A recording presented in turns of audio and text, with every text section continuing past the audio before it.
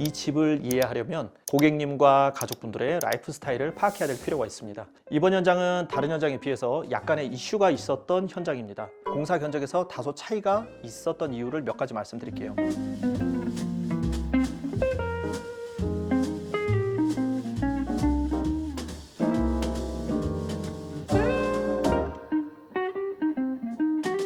안녕하세요, 디자인 에이틀입니다. 오늘은 판교 백현마을에서 인사드립니다. 이번 현장은 다른 현장에 비해서 약간의 이슈가 있었던 현장입니다. 공사 금액 부분에서도 계약 당시와 다소 차이가 있었던 만큼 고객과의 긴밀한 소통이 더 중요했던 현장이기도 합니다. 이 부분은 뒤쪽에서 다시 말씀드리기로 하고요. 여기는 포베이 형태의 33평형이고요. 가족 구성원은 엄마, 아빠와 초등학생 자녀 1명을 둔 세 식구입니다. 고객님께서 원하셨던 부분은 명확했습니다. 너무 많은 공간을 꽉꽉 채우기보다는 주방 가구의 일부는 덜어내고 현관과 주방 하부장의 컬러와 느낌을 가능한 맞춰서 약간의 북유럽 스타일의 감성으로 구현하는 것이었습니다.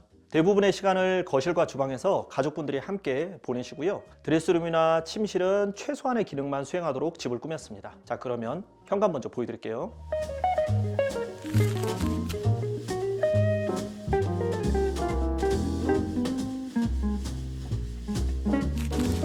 현관은 들어오셔서 기역자로 꺾이는 형태입니다. 전면에는 기존에 신발장이 있었던 곳인데 벤치 의자를 구성하고 타공판에 조명을 달아서 가운데 포인트를 줬습니다. 현관에서 들어오면 보이는 팬트리장은 내부 깊이가 충분해서 영림의 폴딩형 가구도를 시공하고 내부는 시스템 선반으로 마쳤습니다. 그 앞쪽에 남는 공간은 골프백 수납으로도 사용하실 수 있게끔 했고요. 많은 다른 현장과 마찬가지로 여기에도 중문을 했는데요. 이 중문 자체로 봤을 때는 디자인에 분절이 생기긴 하지만 실제 시공을 하면 방풍이나 방음 기능을 생각하면 사실 안 할 수가 없습니다. 혹시라도 이 부분에 대해서 고민이 되시는 분들은 중문은 입주 후에도 큰 먼지나 소음 없이 시공이 가능하니까 편하게 결정하시면 되겠습니다.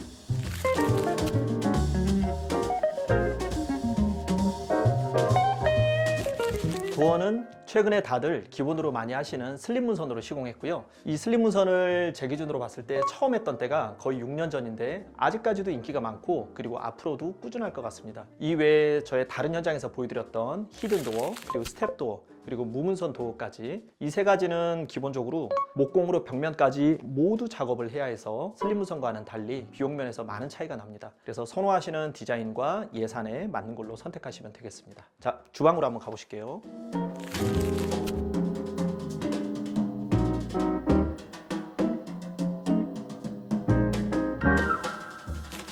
주방 공간의 구성에서 신경을 썼던 부분은 냉장고장과 아일랜드와의 접근성이었습니다. 이전에 수지 58평형 현장에서도 거실 기준으로 봤을 때 아일랜드, 냉장고장, 그리고 보조주방 형태로 구성되면서 공간을 설명드렸었고 그 외에 잠실 더샵 62평형 현장에서도 기존의 기역자형 주방을 철거하고 대면형 아일랜드로 디자인하고 그 사이의 통로 간격을 적절하게 구성을 했던 것처럼 이 냉장고 아일랜드 사이에서 작업을 하실 때 이 둘 사이의 간격은 1m 정도인 한 걸음 반 정도로 잡았습니다.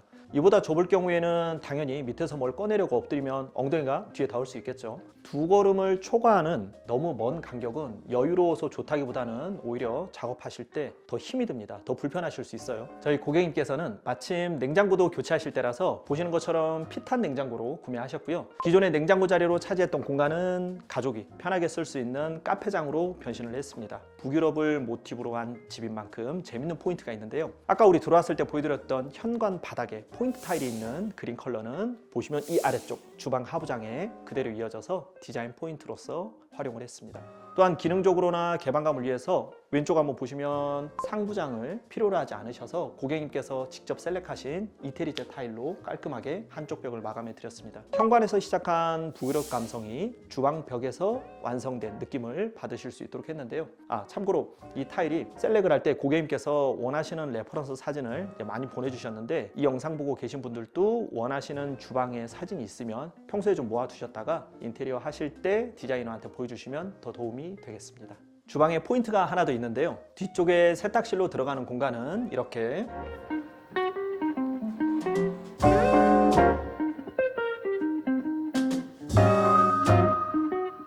가구도로 가려드렸고요. 이렇게 가린 덕분에 안쪽에 아늑한 공간은 이 집의 주방 수납을 위한 팬트리 공간이면서 또 따님의 장난감 방으로 사용되고 있습니다. 여기 바깥쪽 보시면 마치 타운하우스처럼 중정이 있는 형태의 집 구조 같죠? 비나 눈이 내릴 때 이 자리에서 보시면 더 운치가 있을 것 같습니다.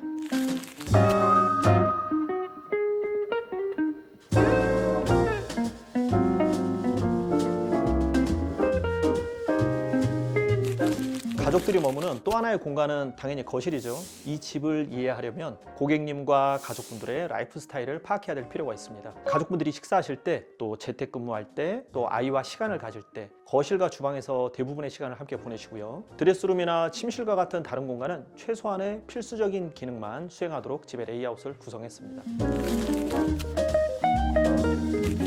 자, 욕실 한번 보실까요? 욕실 타일은 최근에 가장 대중적이기도 하면서 가성비까지 챙긴 600에 600각 포세린 타일로 시공했고요. 폼 세라믹으로 기초를 잡은 타일형 파티션을 시공해서 유리 파티션의 물때를 관리해야 하는 번거로움을 줄였습니다. 특히 고객분들이 조적 파티션에 대한 로망이 있는데 욕실 사이즈가 다소 짧거나 비용이 조금 높거나 조적 파티션 자체 두께가 조금 두껍거나 하는 등의 이슈로 고민을 하시기도 합니다만, 이 폼 세라믹 자재는 30mm의 얇은 자재부터 100mm의 두꺼운 자재까지 다양합니다. 시공 속도나 가격에서 조금 더 합리적이기 때문에 너무 얇은 강도로 위험하게 하지 않으신다면 충분히 좋은 옵션입니다. 자, 여기 내부 자재는 일반적인 도기와 수전으로 구성했고요. 기존과 살짝 다른 점은 벽과 바닥을 캐라폭시로 마감 시공했습니다. 이게 완벽한 제품은 없지만 매지의 색상을 타일톤에 최대한 맞출 수 있고, 또 오염에도 강하고 매지 자체의 내구성까지 좋기 때문에 욕실 청소에 있어서도 일반 시멘트형 매지에 비해 비용은 다소 들지만 유지관리가 많이 편합니다.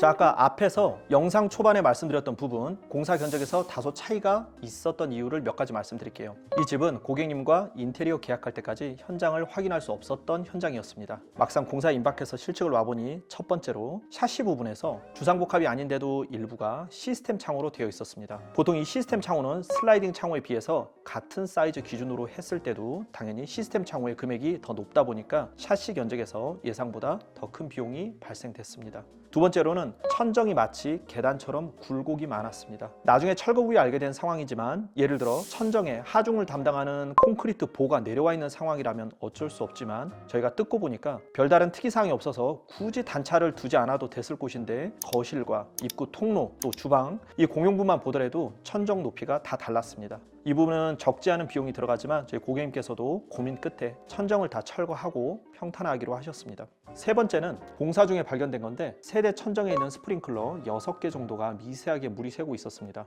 공사 시작 전에 착공 미팅 당시에 주방 천정 위쪽에 곰팡이가 있었는데, 여기가 결로가 생길 만한 위치도 아니어서 당시에는 아마도 윗집 싱크대 배수가 역류하지 않았나 생각했었는데, 공사 과정에서 저희가 막상 천정을 뜯고 보니까 윗집에 누수 흔적은 전혀 없이 깨끗했고요. 스프링클러 쪽에 미세하게 샜던 게 원인이었습니다. 이 부분은 다행히 관리사무실의 협조로 고객의 부담 없이 잘 처리가 됐습니다. 자, 마지막으로 거실 내부 창호를 기준으로 좌우 벽면 한가운데가 살짝 나온 상태였습니다. 이 역시나 계약 견적에는 들어가 있지 않은 항목인데, 그 상태로 도배를 한다면 당연히 이쁘게 나올 수가 없는 부분이라 좌우 벽면을 목공으로 면을 다시 잡아서 지금은 이렇게 모난 곳 없이 잘 마무리됐습니다. 자, 이처럼 현장에는 다양한 변수가 존재하고 또 원만하게 해결하기 위한 소통이 무엇보다 중요합니다. 제 고객께서도 이런 상황을 인지하시고 많은 이해와 도움을 주셨고요. 저희도 거기에 대한 보답으로 거실 한가운데 있는 기둥을 필름 마감과 조명 박스로 시공해드리고, 또 안방 욕실의 바닥 배수가 원활하지 않았던 것도 머리카락 같은 이물질을 모두 제거하고 통수 작업을 해드리고, 아까 말씀드린 샤시 쪽 벽면의 평탄화 작업도 서비스로 진행해드렸습니다.